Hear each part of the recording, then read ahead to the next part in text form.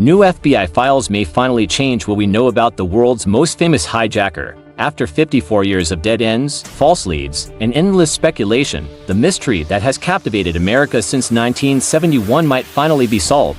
The man who jumped into history wearing a business suit and carrying $200,000 in cash could soon have a name. But this isn't just another theory from an armchair detective. This revelation comes with physical evidence that has forced the FBI to quietly reopen what they thought was a closed case. Picture this. A stormy November evening in 1971, the night before Thanksgiving, rain lashes the dense forests of southwestern Washington as commercial airlines navigate through turbulent skies. Somewhere in that darkness, a figure plummets from the rear stairs of a Boeing 727, clutching a bag of stolen money and wearing a parachute. He vanishes into the storm, becoming the only hijacker in American history to successfully escape and never be caught. His name was Dan Cooper, though the world would know him as D.B. Cooper, thanks to a reporter's mistake that somehow made the legend even more compelling. The story begins earlier that day at Portland International Airport. A middle-aged businessman in a dark suit and black tie approaches the Northwest Orient Airlines counter. He's polite, unremarkable, just another traveler heading home for the holiday. He pays $20 cash for a one-way ticket to Seattle under the name Dan Cooper. Nothing about him suggests he's about to pull off the crime of the century. Flight 305 takes off on schedule with 36 passengers aboard. The Boeing 727 climbs into the gray November sky, bound for what should have been a routine 40-minute flight. But shortly after takeoff, Cooper makes his move. He hands flight attendant Florence Schaffner a folded piece of paper. She assumes it's a phone number from yet another flirtatious passenger and slips it into her purse without reading it. Cooper leans over and speaks quietly but firmly. "Miss, you'd better look at that note. I have a bomb." The words send ice through her veins. She unfolds the paper and reads the neatly written message. He wants $200,000 in $20 bills for parachutes and fuel trucks standing by in Seattle. No tricks, no heroes, no funny business. To prove he's serious, Cooper opens his briefcase and shows her what appears to be dynamite. Red cylinders wired to a battery with a tangle of colored wires. The device looks convincing enough to terrify the crew into compliance. What happens next reveals Cooper's true character. He's calm, even courteous. He orders bourbon and soda while they wait for his demands to be met. He pays for his drink and tips the flight attendant. When a passenger asks to see the bomb, Cooper politely declines but shows him the contents of the briefcase from a distance. This isn't the behavior of a desperate criminal or unhinged madman. This is a professional at work. The plane lands in Seattle, where FBI agents and airline officials have assembled the ransom money and parachutes as requested. Cooper releases all 36 passengers, keeping only the flight crew aboard. He inspects the money carefully, checking the bill's authenticity and even criticizing the bank's choice of bag for being too flimsy to withstand the jump. He examines each parachute with the expertise of someone who knows exactly what he's looking for, ultimately selecting a military-style rig that requires advanced training to operate safely. Cooper then instructs the crew on precisely how he wants the aircraft configured for takeoff. Fly south toward Mexico City at no more than 200 knots airspeed. Maintain an altitude of under 10,000 feet. Keep the landing gear deployed. And most crucially, lower the aft stairs. These aren't random demands from someone winging it. Every specification serves a purpose, creating the exact conditions needed for a survivable jump from a commercial airliner. The Boeing 727 was uniquely suited for this escape plan. Unlike other aircraft, it featured a built-in stairway at the rear that could be lowered during flight, earning it the nickname the Flying Staircase among pilots. Cooper had clearly researched his target, selecting not just any plane but the one aircraft that made his audacious plan physically possible. Somewhere over the dense wilderness near Woodland, Washington, Cooper makes his final move. The crew feels a sudden upward movement of the tail section, the unmistakable signature of someone jumping from the rear stairs. They radio air traffic control with the news that has echoed through history. The hijacker has jumped. Cooper vanishes into the stormy night carrying a bag containing 21 pounds of $20 bills, wearing only a business suit and tie, with winter rain and sub-freezing temperatures awaiting him below. The FBI's response is immediate and massive. They launch one of the longest-running investigations in the Bureau's history, interviewing hundreds of suspects and following thousands of leads across multiple states. Search teams comb the rugged terrain of southwestern Washington on foot and from the air, looking for any trace of Cooper or his equipment. Military units join the hunt, using helicopters and ground vehicles to scan every clearing, ravine, and riverbank. The search yields nothing. For 9 years, Cooper remains a complete ghost. Then in 1980, an 8-year-old boy named Brian Ingram finds something extraordinary while digging in the sand along the Columbia River. Partially buried and badly deteriorated are several packets of $20 bills held together by rubber bands. The FBI confirms these bills are part of Cooper's ransom money, but their discovery only deepens the mystery. How did this small portion of the money end up here while the rest vanished completely? Did Cooper die in the jump, with his body and the remaining money swept away by the river? Or did he survive, losing only the small cash during his escape? The case grows cold as years turn to decades. The FBI interviews over 800 suspects, from disgruntled Boeing employees to professional skydivers, from military veterans to petty criminals looking for attention. None can be definitively linked to the crime. Cooper's true identity remains as elusive as smoke, spawning countless theories and amateur investigations. Books are written, documentaries produced, and internet forums created, all dedicated to solving the riddle of America's most famous fugitive. By 2016, the FBI officially suspends active investigation of the Cooper case, stating they've exhausted all credible leads. In their closing statement, they suggest Cooper likely died during or shortly after the jump, pointing to harsh weather conditions, difficult terrain, and his unsuitable clothing. The case joins the ranks of history's great unsolved mysteries, destined to remain forever open to speculation and debate. But then something extraordinary happens. In 2023, aviation investigator Dan Grider makes a discovery that changes everything. Hidden away in a storage facility on property once owned by the McCoy family, Grider finds a military parachute rig that matches exactly the type Cooper used in his escape. This isn't just any parachute. It's a highly modified military bailout rig with specific alterations that match FBI records from the original investigation. Grider, a former commercial pilot with decades of aviation experience, immediately recognizes the significance of what he's holding. The parachute's modifications are like fingerprints in the skydiving community, unique identifiers that can't be coincidental. The ripcord housings have been altered in a very specific way, and the canopy configuration matches witness descriptions from the hijacking. Most importantly, this parachute was discovered among the personal effects of someone who had both the skills and opportunity to be Cooper, Richard Floyd McCoy Jr. McCoy's name has surfaced in Cooper investigations before, but always as a secondary suspect. He was a decorated Vietnam War veteran, helicopter pilot, and experienced paratrooper who committed an almost identical hijacking just 5 months after Cooper's escape. On April 7, 1972, McCoy boarded United Airlines Flight 855, demanded $500,000 in parachutes, then jumped from the aircraft over Utah using the exact same method Cooper had employed. And like Cooper, however, McCoy was quickly captured, convicted, and sentenced to 45 years in prison. The FBI had always maintained that Cooper and McCoy were different people, citing witness descriptions and McCoy's supposed alibi for Thanksgiving weekend 1971.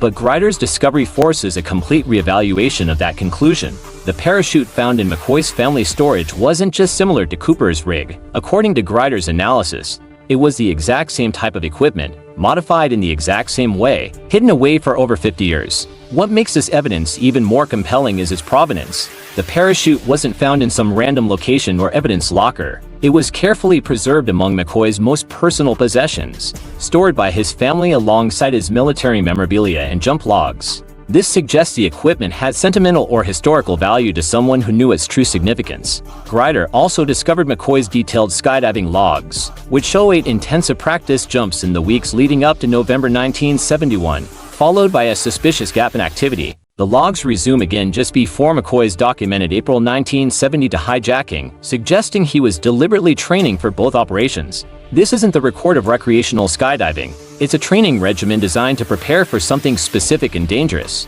The implications are staggering. If McCoy was Cooper, then the most romanticized criminal in American history was actually a troubled war veteran who committed not one but two major hijackings, successfully escaping the first only to be caught attempting the second. McCoy's military background explains Cooper's professional demeanor and technical knowledge. His helicopter pilot training accounts for Cooper's understanding of aircraft systems and flight dynamics. His paratrooper experience explains the confident parachute selection and successful escape. The newly revealed evidence also casts McCoy's family's decades of silence in a different light. According to Grider, McCoy's children have quietly acknowledged they always suspected their father was the man behind the Cooper legend. Their mother, Karen McCoy, allegedly helped plan both hijackings but was never charged due to lack of evidence. The family's refusal to speak publicly about the case for 50 years wasn't just loyalty to McCoy's memory. It was self-preservation, protecting themselves from potential prosecution as accessories. The physical evidence supporting the McCoy theory extends beyond just a parachute. Side-by-side comparisons of the FBI's Cooper sketch with McCoy's military photographs show remarkable similarities in facial structure, build, and even the style of glasses worn. McCoy was stationed in the Pacific Northwest in the months before Cooper's hijacking, giving him opportunity to plan and execute the crime. His subsequent return to Utah and the nearly identical second hijacking suggests someone repeating a successful formula rather than copying someone else's crime. Perhaps most intriguingly, McCoy's story didn't end with his capture and conviction. In August 1974, he escaped from federal prison using a gun card from Dental Soap, hijacked a garbage truck, and fled into the Virginia countryside. The FBI tracked him down within days, resulting in a shootout that left McCoy dead. Some investigators now wonder if this violent end was coincidental or if the Bureau had finally realized McCoy was Cooper and decided it was cleaner to eliminate him, rather than admit they'd missed the connection for 3 years. When Grider presented his findings to the FBI, their response was immediate and telling. Without being contacted first, Bureau agents reached out to examine the evidence under Grider's conditions. They stated they knew exactly what they were looking for, suggesting they had suspected the McCoy connection all along. After examining the parachute and associated materials, the FBI took everything into custody at their Quantico facility, where it remains more than a year later. The Bureau's silence since then speaks volumes. While they won't officially confirm renewed investigation of the Cooper case, the fact that they've held onto Grider's evidence for over a year suggests serious analysis is underway. DNA testing of the parachute and other materials could potentially link McCoy definitively to Cooper through genetic evidence from family members. Such testing would provide the scientific proof needed to finally close the case officially. The McCoy revelation also changes how we understand Cooper's fate. Rather than dying in the wilderness as the FBI long suspected, Cooper appears to have survived his jump, returned to his normal life, and then attempted an even more ambitious version of the same crime 5 months later. The larger ransom demand in the McCoy hijacking, $500,000 versus Cooper's $200,000, suggests someone who had proven the concept and decided to scale up the operation. This interpretation transforms Cooper from a mysterious folk hero into something more complex and troubling. McCoy was a family man with 2 children, a decorated veteran suffering from what we now recognize as post-traumatic stress disorder, and someone whose military service in Vietnam had given him skills that translated disturbingly well to civilian crime. His story becomes not just one of audacious criminal enterprise but of a soldier struggling to readjust to peacetime society. The broader implications of the McCoy theory extend beyond just solving a famous cold case. If correct, it means the FBI spent 50 years chasing shadows while the real perpetrator was hiding in plain sight. The Bureau's failure to seriously investigate McCoy despite obvious connections between the 2 hijackings raises uncomfortable questions about institutional competence and the willingness to admit mistakes. For the Cooper enthusiast community, the McCoy revelation is both satisfying and deflating. After decades of speculation about mysterious strangers and exotic theories, the answer appears to be depressingly mundane. Cooper was just another criminal who got away with it once and then pushed his luck too far. The romantic notion of the gentleman hijacker who vanished into legend dissolves into the reality of a troubled veteran who committed multiple serious crimes before meeting a violent end. Yet questions remain. Even if McCoy was Cooper, we may never know exactly how he survived that November night in 1971. Did he land safely in the forest and walk out undetected? Did he have accomplices waiting with transportation? How did he explain his absence to family and friends? The specific details of the escape may be lost to history even if the perpetrator's identity is finally established. The case also raises philosophical questions about truth, legend, and the stories we tell ourselves. Cooper became a folk hero precisely because he remained mysterious, a blank slate onto which people could project their fantasies of rebellion against authority and corporate power. If he was actually McCoy, a real person with flaws and limitations who ultimately failed in his criminal career, does that diminish the legend or make it more human? As we await potential DNA results or official FBI statements, the Cooper case stands at a crossroads. The evidence pointing to McCoy appears overwhelming to those willing to examine it objectively. The parachute, the training logs, the matching techniques, the family's silence, the physical resemblance. Each piece of evidence might be explained away individually, but together they form a compelling case. The FBI's continued silence on the matter only fuels speculation. Their 2016 statement closing the case included a telling caveat. They would reconsider if specific physical evidence emerged, particularly relating to parachutes or ransom money. Grider's discovery appears to meet exactly those criteria.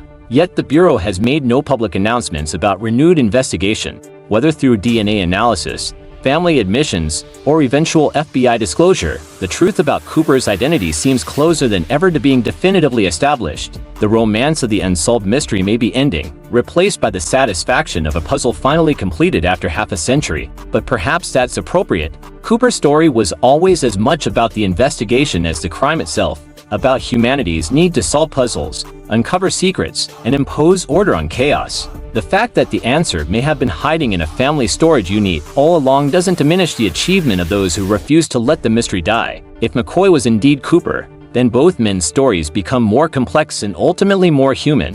Cooper loses his mythical status but gains a face, a name, and a comprehensible motivation. McCoy's legacy evolves from failed copycat to criminal mastermind whose first success enabled his second attempt. The legend becomes biography, mystery becomes history, and perhaps most importantly, a 50-year-old question finally receives its answer. The journey to solve the Cooper case has taken us through decades of false leads, promising theories, and dead ends. It has consumed FBI resources, inspired countless amateur investigators, and captivated public imagination across multiple generations. Now, as we stand on the threshold of potentially final resolution, one question remains. When the last secret is revealed and the final piece of evidence analyzed, will we be satisfied with the truth, or will we miss the mystery that has entertained us for so long? What do you think? Have we finally solved the greatest hijacking mystery in American history? Or is this just another compelling theory in a case that may never truly be closed?